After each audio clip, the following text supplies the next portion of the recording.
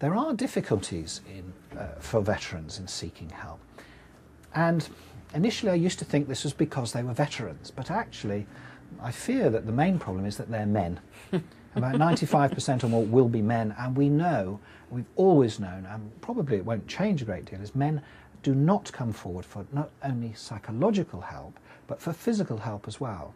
So it's vitally important that their partners, their friends, their family encourage people to come forward, and that's actually probably the best way of getting a veteran forward.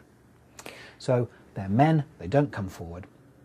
But I think there's also something about sometimes some of the experiences are so unpleasant, or some of the guilt or shame that follows on from actions or lack of action. It takes a while before you can have the courage to know that it's okay to come forward for help, and you won't feel terrible. It won't be easy, it seldom is easy, but it's terribly important to take that first step, come forward, take a risk, because in just about every case you can be helped. Yeah, I think it is. I think it really is about being male, and well, I think it is about being male as much as anything else. But of course, veterans bring into Civvy Street, you know, when you join up, you take your civilian feelings into the military. When you leave the military, you're still a bit of you that's military.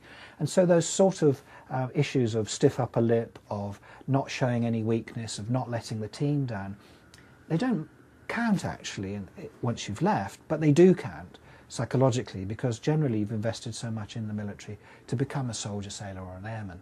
You're not actually letting anyone down. Come forward, seek help, it works.